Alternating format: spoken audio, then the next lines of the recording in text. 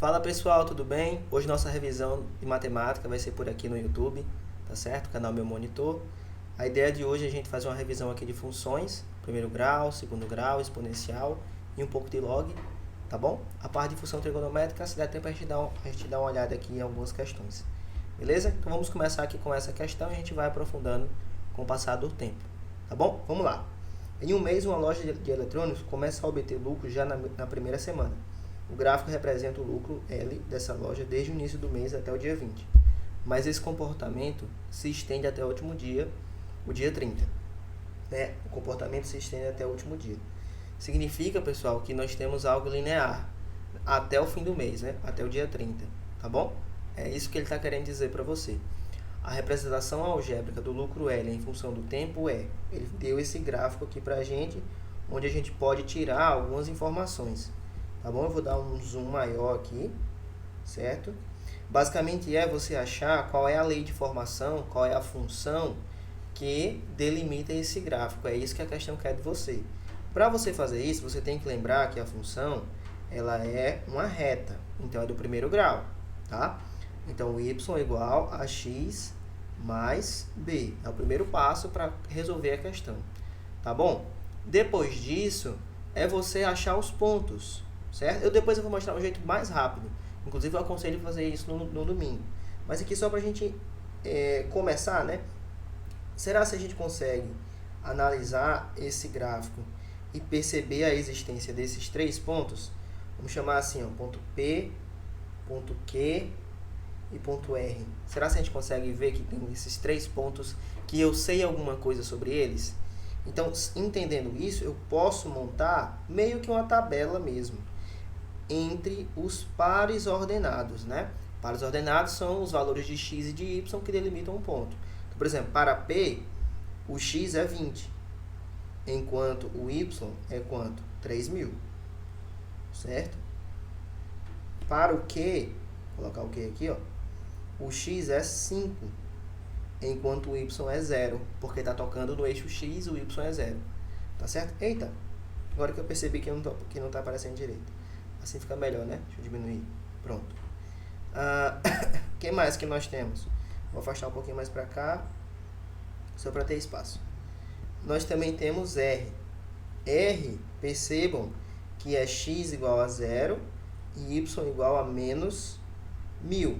O que você pode fazer? Você pode montar um sistema de equações, tá? Não preciso fazer isso no dia da prova? Não, vou mostrar um jeito bem rápido, mas só para a gente treinar isso, tá? Até quando for uma questão de sistema de equações, você saber resolver, certo? Acaba revisando isso também.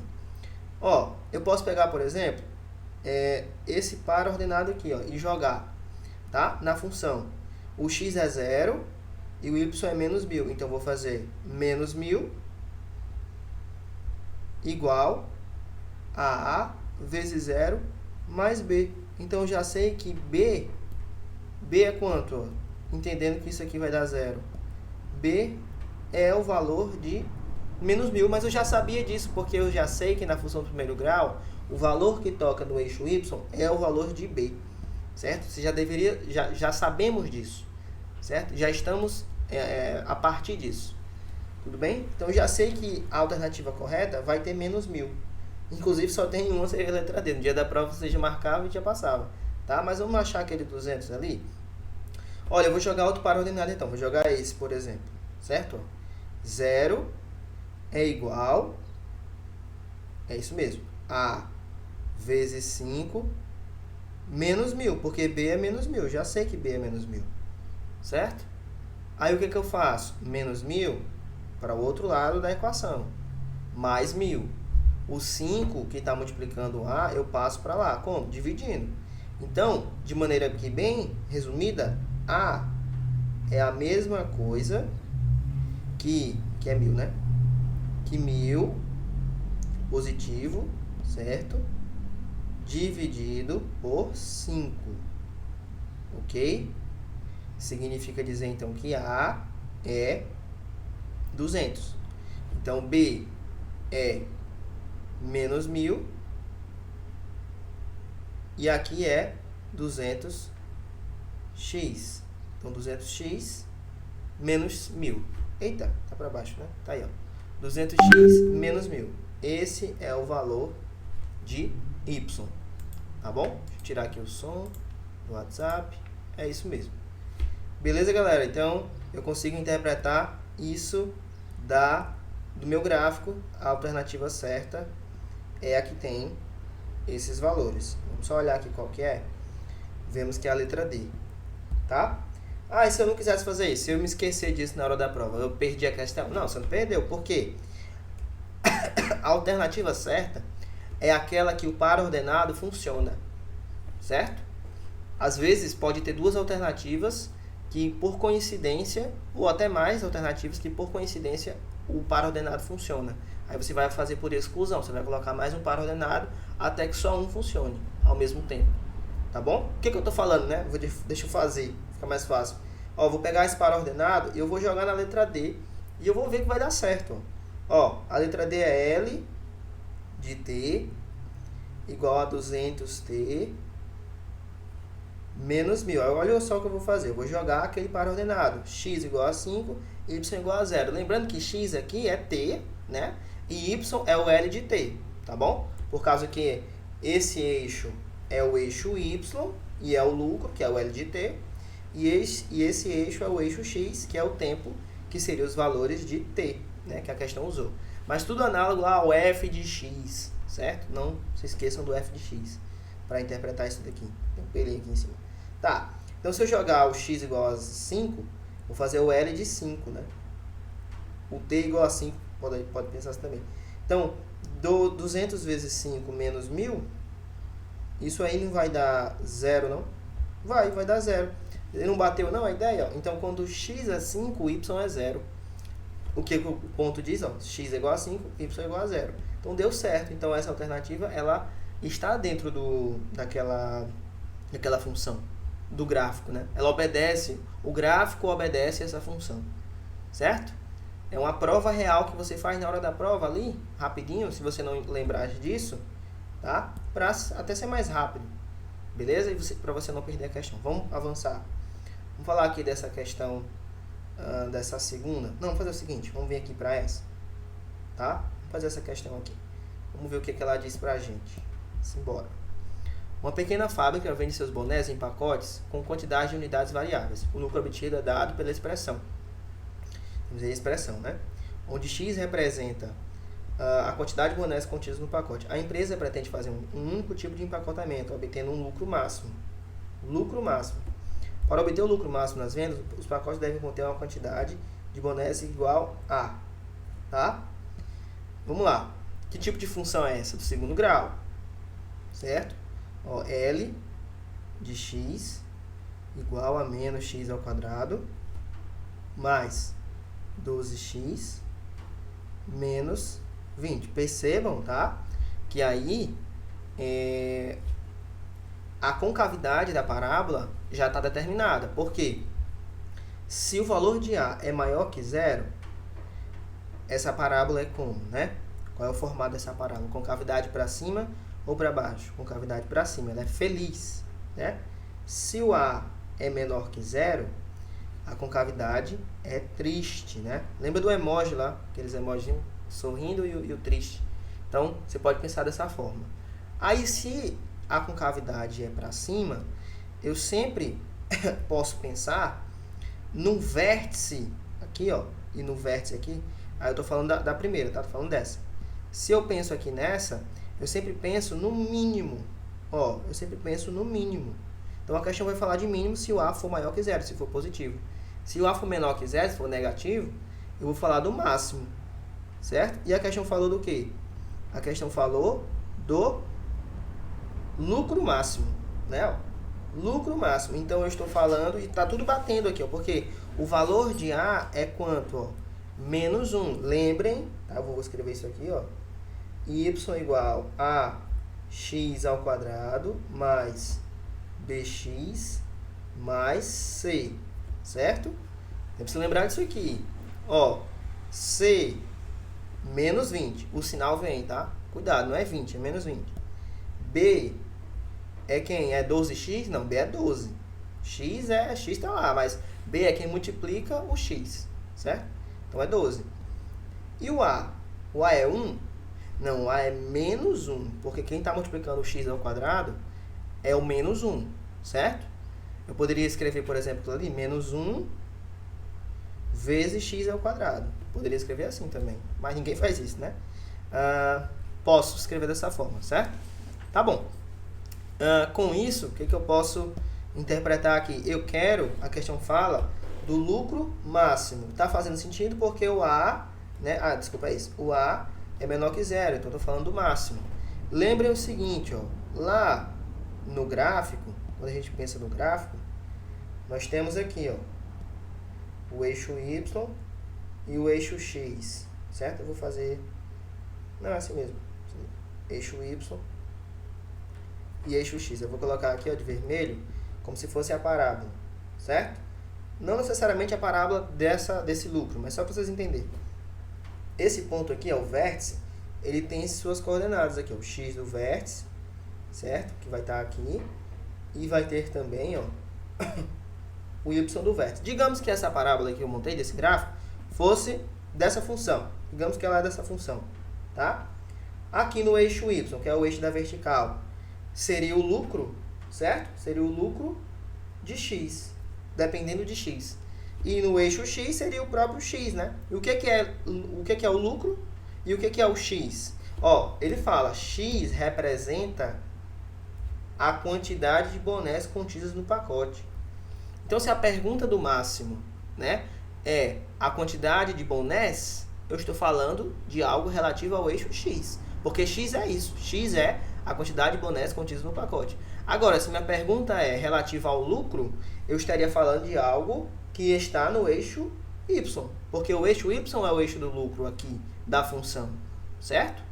Então, por isso que, por a pergunta que foi feita ser bem específica em falar da quantidade de bonés, eu vou calcular o x do vértice e não o y do vértice. E é isso que o pessoal se confunde, né? Mas a pergunta é, ó, para obter o lucro máximo nas vendas, os pacotes devem conter uma quantidade de bonés igual a. Então, eu não quero saber qual é o lucro máximo em si. Eu não estou te perguntando, tantos reais. Não é essa a pergunta. A pergunta é, quantos eu tenho que vender para que eu tenha o lucro máximo? E eu não sei esse lucro máximo até o momento, né? Então, para calcular, menos B dividido por 2 vezes A. 2 vezes A. Então, menos B. B é quanto? Tá lá, B, 12.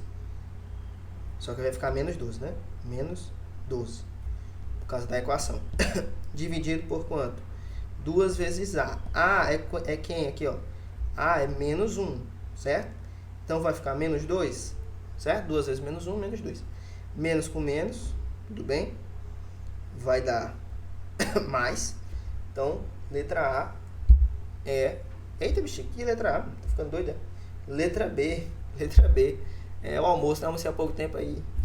Tô voltando ainda, tô voltando. Letra B, tá? Dividir 12 por 2 ali, vai dar 6. Eu pensei que era 3 ali embaixo. Mas enfim, letra C aí, ó. Ou letra B, que deu 6, é a alternativa correta. Tá certo? Vamos para mais uma. Simbora. Agora a gente vai revisar a função exponencial. Vamos lá, vamos no embalo. Você que está no YouTube aí, só pausar, se quiser tentar, fica à vontade. Tá? Vamos lá. Ó. Dentre outros objetos de pesquisa, a alometria estuda a relação entre medidas diferentes, entre medidas de diferentes partes do corpo humano. Por exemplo, segundo a alometria, a área A da superfície corporal de uma pessoa relaciona-se com a sua massa M. Pela forma A igual a K vezes M elevado a 2/3, certo? Em que K é uma constante positiva. K é uma constante positiva. Se, no período que vai da infância até a maioridade, o indivíduo, sua massa é multiplicada por 8, por quanto será multiplicada a área da superfície corporal? Certo? Vamos lá, galera. Vamos lá. Função exponencial, por quê aí, né? Como é que a gente resolve, né? Simbora. Tá faltando algum valor? Deixa eu ver. Não, é isso mesmo. Ó, galera, aqui é o seguinte, né? Como é que a gente resolve essa questãozinha aqui, tá? o que a gente pode fazer? Eu acredito que se a gente conseguir dividir, no sentido de separar os dois momentos, a gente consegue resolver essa questão tranquilamente. Separar os dois momentos, eu digo assim, o momento da infância e o momento da maioridade. Se você faz essa divisão desses dois, aí você consegue resolver a questão, tá? Também é uma questão de matemática básica, tá? Por causa que a gente acaba pensando na lógica da potenciação, tá? Então, acaba sendo também uma questão disso, tá certo? Beleza, como é que a gente resolve isso daqui então? A área da infância é o que em relação à área do adulto? Por exemplo, pronto, começaram os passarinhos. A área da infância é igual ao que? É o que em relação à área do adulto? Qual é a interpretação que eu tenho? Né? Ó, eu ainda não sei. Essa é a pergunta, certo? Então, nós temos aqui essa relação para fazer. Mas eu sei que a massa da infância, ela é o que em relação à massa do adulto? Eu já sei disso? Eu sei, ó.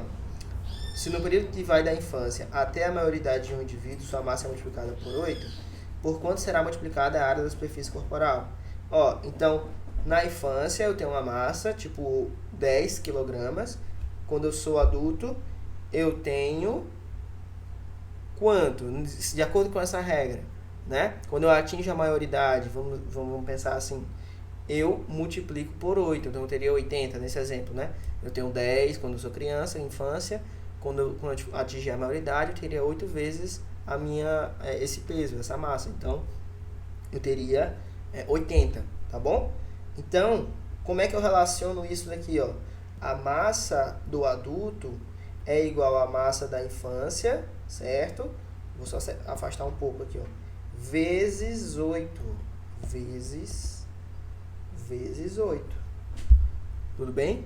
Essa é a ideia. Então, se eu escrever aqui a área da infância, como é que seria? Seria K, porque K é constante. Seria a massa da infância, certo? Elevado a 2/3. Isso eu já sei, tá bom? Mas o que eu sei, né? Que nós também temos a área do adulto.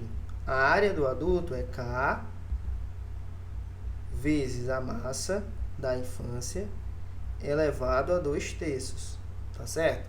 Mas eu sei que massa da infância, desculpa, aqui não é massa da infância, né? Que é massa do adulto. A massa do adulto, ela é igual ao quê, ó? A 8 vezes a massa da infância. Então, eu vou substituir. Vamos ver onde a gente vai chegar com isso. A área do adulto igual a K vezes. Aí você vai ter que ter muito cuidado por causa daquele expoente ali, ó, 2/3. Vou substituir, tá? Então, massa da infância vezes 8 elevado a 2/3. Ok? É essa ideia aí. Eu não posso colocar assim. Certo? Não posso. Por quê? Porque se eu faço isso, eu estou falando que o 2/3 só está no 8. Não é verdade. Ele está na massa do adulto. E a massa do adulto é MI vezes 8. A massa da infância vezes 8. Então, ele tem que estar no MI vezes 8. Porque isso é a massa do adulto. Certo? Tem que estar nos dois. E existe a propriedade de potenciação A vezes B elevado a C. Eu posso separar em A elevado a C vezes B elevado a C. Né? Propriedade de potenciação. Aí, aplicando isso aqui, ó, como é que vai ficar? Vou resolver aqui embaixo. Área do adulto igual a K vezes MI elevado a 2/3 vezes 8 elevado a 2/3. 8 elevado a 2/3. 8 elevado a 2/3. E aí? Lembra daquela propriedade? Essa propriedade aqui, ó. Raiz de A elevado a B no índice C é igual a, né? Azinho elevado ao que, ó? B sobre C. Aquela propriedade do quem está na chuva, quem está no sol vai para a sombra, quem está na sombra vai para o sol. Aí tem professor que fala da chuva também, né? Mas a ideia é essa, ó. O C ele está pegando o Sol aqui. Então, quando eu coloco ele embaixo no denominador da divisão, da fração, ele fica protegido, entre aspas, né? Faço aspas aqui, não dá pra ver, tem que fazer aqui. Tá certo? Eita, bexiga. Pronto. Vamos lá, vamos continuar. Vai dar certo. Ó, pra resolver, então, quero que vocês percebam uma coisa. Isso daqui, ó, é igual à área de quem? É a área da infância, ó. A área da infância é isso, literalmente isso. Então, o que eu posso fazer? Eu posso substituir aqui, eu vou apagar aqui, ó, a área do adulto igual ao que, ó? A área da infância, vezes 8 elevado a 2/3. Mas pela propriedade, eu posso escrever o que, ó? Eu posso escrever a raiz de 8 ao quadrado com índice 3. Raiz cúbica de 8 vezes 8. Não é isso? É isso mesmo. Eu ia falar 16, mas é 8 vezes 8. Né? A área da infância, portanto, é igual... A área do adulto, desculpa, é igual à área da infância vezes a raiz cúbica de 8 ao quadrado, que é 8 vezes 8, 64. Tá bom? Nós não temos essa alternativa, certo? Raiz cúbica de 64. Ok? Não temos. Mas nós podemos fazer o quê?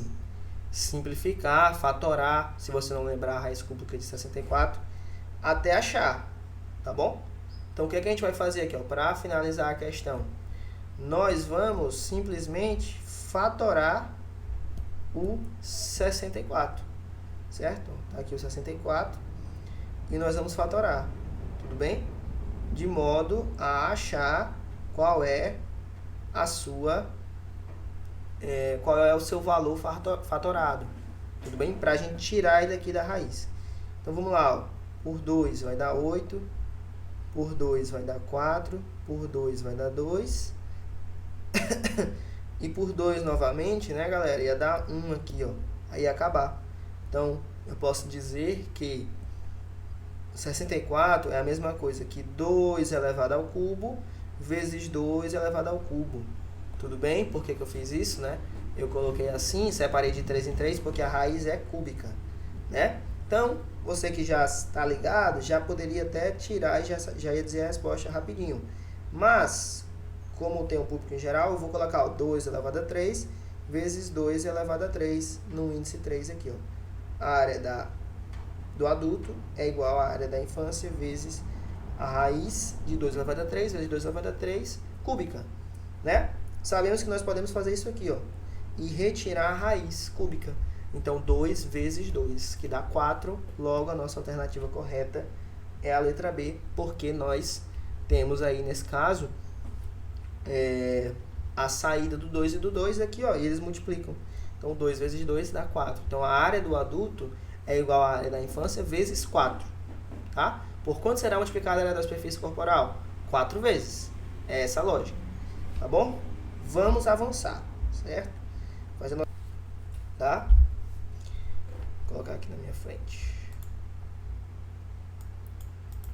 Em setembro de 1987, Goiânia foi palco do maior acidente radioativo ocorrido no Brasil, quando uma amostra de césio-137, removida de um aparelho de radioterapia abandonado, foi manipulada inadvertidamente por parte da população. Deixa eu ver se está dando para ver aqui.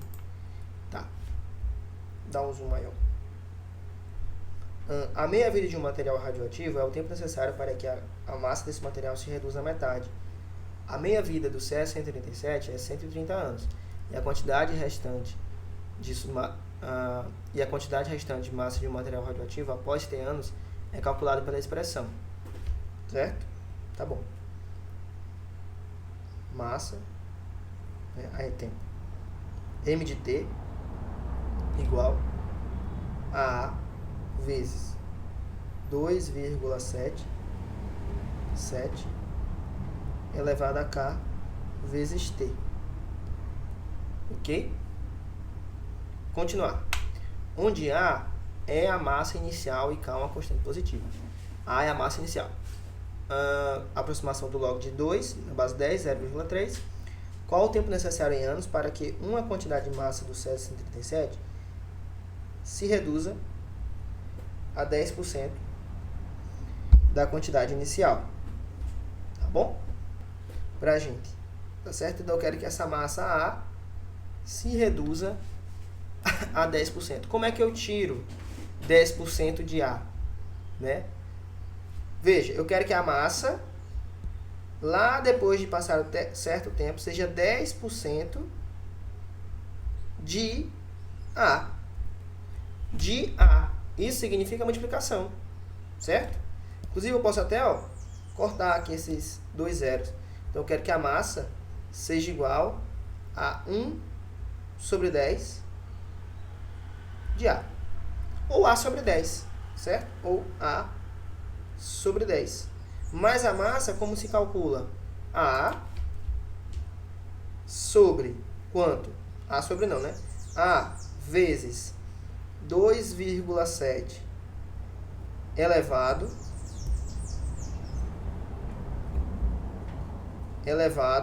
a K vezes T, e isso é igual a A sobre 10. Deixa eu ver se está dando para ver aqui. A sobre 10, está dando para ver. Inclusive, com isso, eu posso até cortar, né? Cortar ali, ó, A com A. Tudo bem? E continuar a função exponencial, que provavelmente durante o caminho vai se transformar no log. Tá bom? Então, o que eu tenho? Eu tenho 2,7 elevado a K vezes T, que é igual a 1/10. E eu quero achar T. Certo? Tudo bem? Então, como que eu faço isso para achar T? Será se eu consigo igualar as bases diante disso? Não dá, né, gente? É claro aí pra gente que nós não conseguimos igualar a base. Se a gente não consegue igualar a base, aí a gente recorre para quem? Para o logaritmo. Então, o logaritmo é para isso, é para quando eu não consigo mais fazer nada. Então, eu vou aplicar o log de 2,7 elevado a K vezes T, certo? Foi o seguinte, eu vou escrever isso ali em cima. Eu vou aplicar esse log aqui. Vou escrever aqui mesmo, mais fácil. E vou dizer que isso é igual ao log de 10 elevado a menos 1. Oxe, de onde foi que tu tirou 10 elevado a menos 1? Não é 1 sobre 10? Né? É porque 1 sobre 10, se eu inverter a fração, eu inverto o sinal do expoente, né? Não tem essa propriedade? A elevado a menos B, A sobre C, né? Elevado a menos B é igual a C sobre A C sobre A elevado a B. Foi o que eu usei aqui, ó. 1 sobre 10 elevado a 1, porque isso aqui está elevado a 1, certo? Ok? Positivo. Foi o que eu fiz. Eu inverti 10 sobre 1 e troquei o sinal. Menos 1, certo? Lembra que é igual. Então, eu vou, mas eu volto também na propriedade. Não tem problema. Certo? Então, eu tenho isso aí, ó. Que, no caso, a propriedade de logaritmo me permite fazer o quê? Jogar esse menos 1 para cá. Lembrando que a base aqui do logaritmo é 10, né? Que não precisa estar exposta. Aqui ele deixou exposta dizendo que é 10, tá? Mas não precisava. Porque se não tem nada, porque a base é 10. Tá bom? Agora, galera, é só a gente começar a resolver. Tá bom? Vamos lá. Vamos ficar esperto aqui, ó. Vamos ver se a gente entende. O logaritmo, vou continuar aqui desse lado. Tá? O logaritmo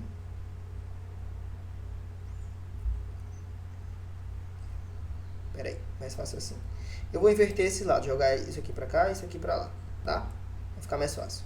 Menos 1 vezes o log de 10 na base 10, certo? É igual ao log de 2,7 elevado a K vezes T. Ok? Tudo bem? Temos isso. Sabemos disso. Certo? O log de 10 na base 10 é 1. Isso aqui é 1. Porque o logaritmo o resultado do log, quando o logaritmando e a base é o mesmo valor, sempre é 1. Por exemplo, tipo, o log de 3 na base 3 dá 1. O log de 2 na base 2 dá 1. O log de 50 mil na base 50 mil vai dar 1 também. Então, o log de 10 na base 10 é 1. Tá certo? Então, menos 1 vezes 1 ali, ó. Menos 1, então. Menos 1 é igual ao logaritmo de 2,7 elevado a k vezes t. E aí, para você finalizar, a partir disso, o que você tem que fazer? Achar o valor de k, certo? Desse valor k aqui, ó. Inclusive, eu posso até organizar assim, ó, menos 1 igual a k vezes t vezes o log de 2,7. A gente está fazendo isso porque a gente não sabe o valor do log de 2,7 e não sabe k. Então, não dá para saber t. Então, eu preciso achar o valor de k. Como é que eu acho? Né? Tem informação no texto para me ajudar?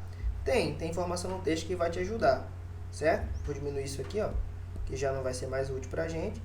Mas tem a informação da minha vida. O que é que eu sei, galera? Eu sei que a massa inicial se reduz à metade quando passa quanto tempo? A meia vida, não é não? A meia vida não é isso? É quanto de tempo precisa para diminuir a metade da massa do material radioativo? Então, ele me deu isso. Ele disse o seguinte, ó, que a massa se reduz à metade na minha vida, ou seja, A sobre 2 é igual a A vezes, cadê a função? 2,7 elevado a k vezes 30, eu posso fazer essa interpretação. Por quê? Por causa que ele falou que a minha vida desse elemento, do césio, né, é de 30 anos. Então, a massa se reduz à metade, a massa inicial, quando passa 30 anos. Aí eu posso vir aqui, ó, e com isso achar o valor de k. Ó, tchau para isso daqui. Olha a propriedade de novo, ó, vai ficar 1 sobre 2. Se eu virar, né, se eu aplicar a inversão aqui da propriedade, 2 elevado a menos 1. E aí isso aqui fica igual a 2,7 elevado a k vezes 30. Vejamos que nós não temos o valor, não tem como se igualar a base. Então, é a hora, é o momento de aplicar o logaritmo. Aplicando o logaritmo, log de 2 elevado a menos 1 igual ao log, certo? De quem?